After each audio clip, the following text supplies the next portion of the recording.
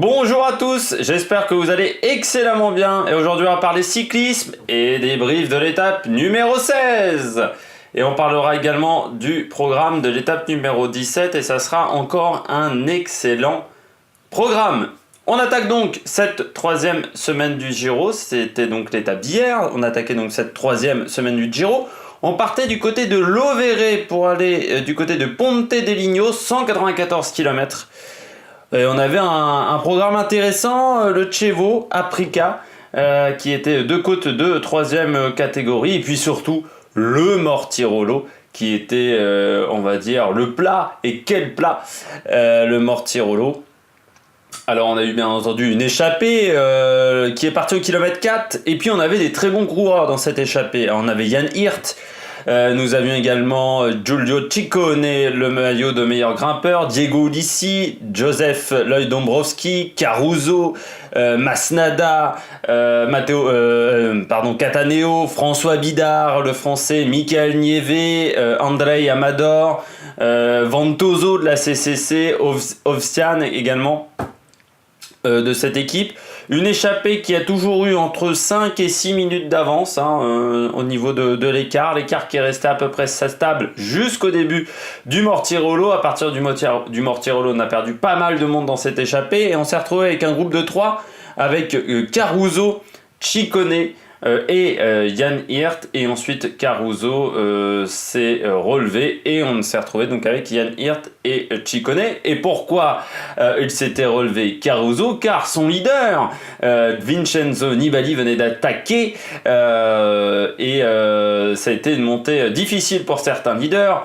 Rafał Majka a été lâché assez vite. Également Roglic a souffert et au final Carapaz et Nibali se sont alliés dans les 10 derniers kilomètres. Ils ont retrouvé par exemple Caruso ou encore Amador qui était dans l'échappée du matin et ils ont repris du temps et devant c'est Giulio Ciccone qui s'est imposé.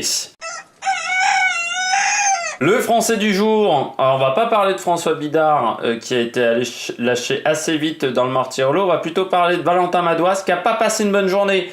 Lui qui est désormais le meilleur français au général. Valentin Madouas qui a été en difficulté dès le début du Mortirolo. On a senti qu'il a peut-être du mal là maintenant dans cette dernière semaine. Peut-être la fatigue physique pour Valentin Madouas, c'est son premier grand tour encore une fois. 3 semaines, c'est pas la même chose que 10 jours de course ou qu'une semaine. Donc voilà, il faut aussi assimiler ceci, surtout que ce Giro n'est pas facile par rapport aux conditions climatiques de ce début de semaine et des conditions climatiques qu'on a eues sur le Mortirolo. Je rappelle que sur le Mortirolo, on est parti tout en bas, il faisait 22 degrés, le temps était sec, on arrive au bout de 3-4 km, il pleut, tout en haut, il ne faisait plus que 7 degrés, et quand on est redescendu de l'autre côté, pour arriver du côté de Ponte Deligno, eh bien il ne faisait plus que 9 degrés. Autant dire que voilà, c'était très très très frisqué et que les coureurs ne s'étaient pas vraiment préparés à ça. Valentin Madouas lui ne s'est pas accroché dans la montée, ce qui est intéressant parce que ce qui lui a peut-être fait perdre moins de temps que s'il avait tenté de s'accrocher avec les leaders et il aurait complètement explosé dans ce cas-là. Donc il a plutôt essayé de faire la montée à son rythme. Malgré tout, il perd du temps au maillot blanc. 26e de l'étape à 5,35. Il se retrouve 15e encore du général, il est toujours dans le top 15. 4e du maillot blanc, il a perdu 4 minutes sur son poursuivant le plus proche, qui était 4e au classement, donc il passe devant lui, qui est Hugh Carty, qui lui a fait une excellente étape en restant avec les leaders et en sautant dans la roue de Nibali quand Nibali a attaqué. Donc une journée mi-figue, mi-raisin pour Valentin Madouas, 15e encore du général, mais qui perd son podium du côté du maillot blanc.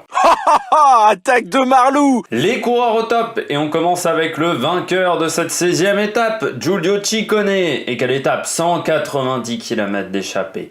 Le Mortirolo. Et le Mortirolo, ils l'ont fait à 3-4 quasiment tout le long, parce que ça a lâché très très vite dans le Mortirolo du côté des coureurs qui étaient un peu moins bien. Il s'est retrouvé ensuite en haut du Mortirolo, à partir de la mi-montée, une pluie d'enfer, un temps exécrable. Il se retrouve avec Jan Hirt et Caruso en haut du Mortirolo. En haut du Mortirolo, il y a un de ses assistants qui lui donne un kawaii, mais qui lui donne extrêmement mal, ce qui fait que Il n'a pas réussi à le mettre et surtout il a perdu les bidons qui étaient à l'intérieur parce qu'il était très énervé. Il faut savoir que Giulio Ciccone était quand même, on s'aperçoit depuis le Giro que c'est un vrai coureur de caractère, Giulio Ciccone. Il doit être un petit peu chiant dans son équipe même. Mais voilà, et puis dans la descente, pied de la descente, Jan Hirt ne veut plus l'aider parce que Jan Hirt attend Lopez, sauf que ça n'a aucun intérêt vu qu'il y avait 4 minutes encore à ce moment-là. Au bout de 3-4 km, Jan Hirt recommence à collaborer avec Ciccone, mais il n'y a plus une très très bonne entente entre les deux coureurs. Et au final, il lance ce sprint face à Jan Hirt et Jan Hirt n'arrivera jamais à remonter le coureur italien qui avait tellement froid qu'il avait les dents qui claquaient. Voilà, c'était vraiment... il grelottait à l'arrivée.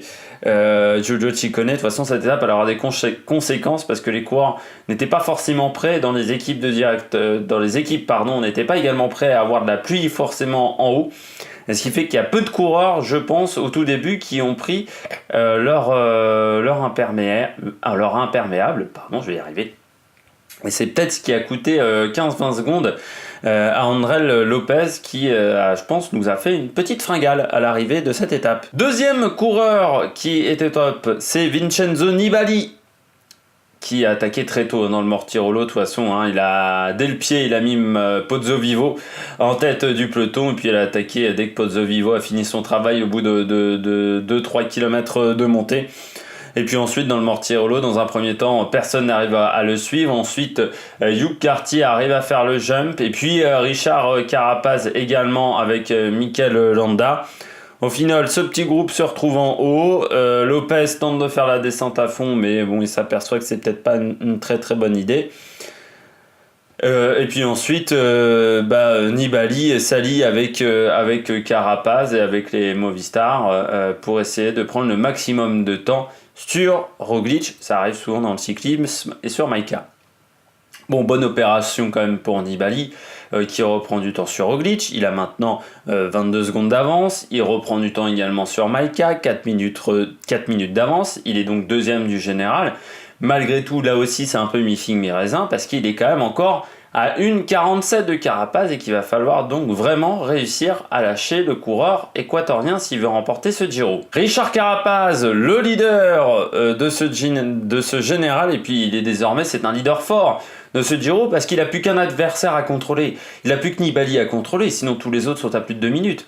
Et on pourrait dire oui, mais 2 minutes, il y a un contre-la-montre le dernier jour, alors Roglic peut encore gagner. Oui, sauf que le contre-la-montre déjà il fait que 17 km, donc perdre 2 minutes sur 17 km, je sais bien que Roglic est très très fort sur le contre-la-montre, mais au bout de 3 semaines de course, ça me semble quand même compliqué, et surtout c'est pas un contre-la-montre qui est tout plat, vu qu'on reprend le circuit des championnats du monde qui avait eu lieu du côté de Vérone, c'était en 2008, et qui avait permis à Alexandro Ballan de s'imposer.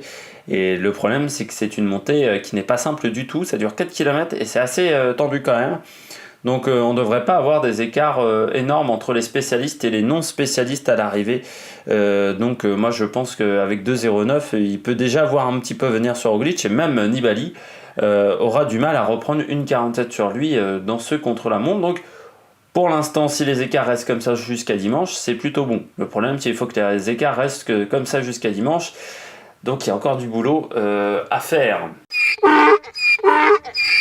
Les bonnets d'âne, on commence avec Primoz Roglic. Mauvaise journée encore pour Primoz Roglic. Après, déjà dimanche, ça avait été compliqué. Samedi, où ça n'avait pas été sensationnel. Même vendredi, où il n'avait pas réussi à lâcher Nibali. Eh bien, il perd 1 minute 20 et se retrouve 3ème à 2,09. Et puis, surtout, il a été en difficulté assez tôt dans cette montée. Dès la mi-montée, ça a été difficile. Il a eu de la chance de retomber sur Simon Yates et Bauke Mollema, sauf qu'il n'a pas réussi à les suivre. À certains moments, c'était un peu compliqué. Donc, ça a mis en colère Yates et Mollema. Donc, ils ont perdu encore plus de temps. Il y a au moins 20-25 secondes qui sont dues à la mésentente dans ce groupe. Là, maintenant, il est 3ème au général à 2,09. À la régulière, ça me semble impossible pour lui de gagner le général. Il va falloir qu'il attaque forcément, et qu'il attaque de loin en plus. Rafał Majka, le Polonais, qui a perdu également du temps, lâché quasiment au tout début du Mortirolo. Dès les premiers lacets de la montée, il était en grosse difficulté. Rafał Majka, il a bien été aidé par Formolo dans la montée, puis lui aussi il a retrouvé des coureurs. pour l'aider dans cette aventure.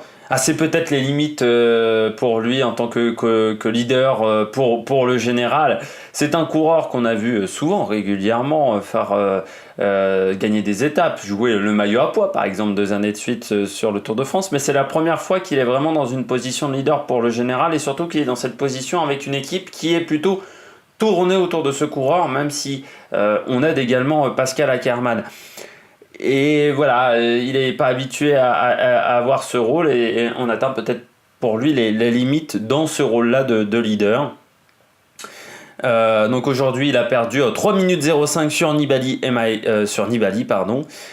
Il se retrouve désormais 6ème du général. Il a même perdu 2 positions. Il était 4ème. Il est devancé désormais par Landa et Mollema, qui sont 4 et 5. Et donc 6ème à 5,40. Bon, le top 5 est toujours faisable parce que Mollema n'est pas forcément très très fort dans ce genre de situation. Par contre, la victoire semble maintenant extrêmement difficile, voire impossible. Pavel Sivakov, le russe, dernier bonnet d'âne, qui perd son maillot blanc, le coureur d'Ineos. Difficile également. Pourtant, le début de montée avait été plutôt bon. Je le vois même à un moment se replacer plutôt de manière aisée à l'avant du peloton, enfin du groupe de leaders. Et puis ensuite, derrière, je ne sais pas ce qui s'est passé à partir de la mi-montée, où s'est retrouvé en difficulté, quand Carapaz a vraiment accéléré pour tenter de remonter sur Nibali. Et ensuite, lui, il a complètement explosé.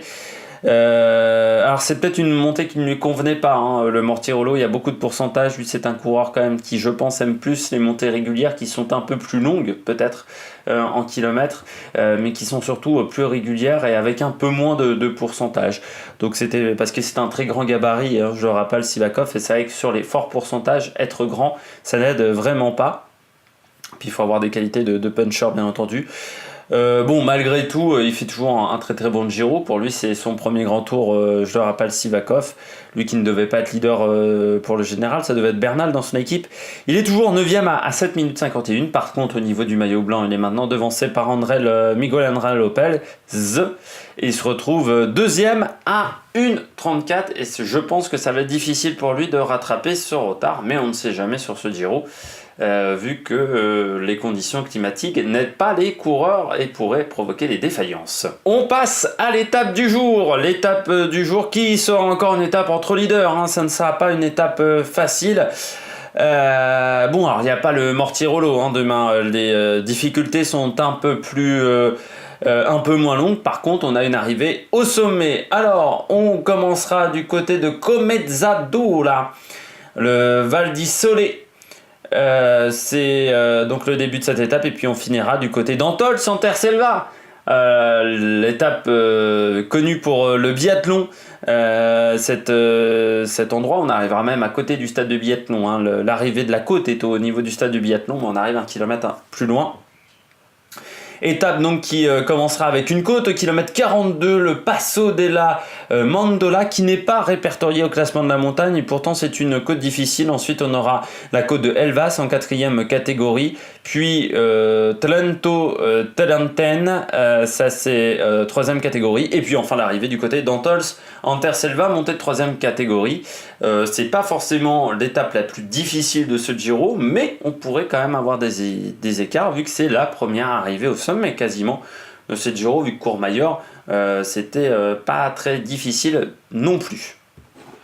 Alors on va regarder les côtes au programme. Donc ça commence avec la côte d'Elvas, 3 km 4 à 7,6 de moyenne. C'est une côte de 4e catégorie, ça devrait pas être très difficile, même si on a un passage à 12%, c'est très court cette côte, donc ça ne devrait pas mettre les leaders en difficulté. Ou si ça met les leaders en difficulté, eh bien, ça veut dire que la journée de ce coureur sera extrêmement difficile, surtout qu'on sera encore à plus de 80 bornes de l'arrivée.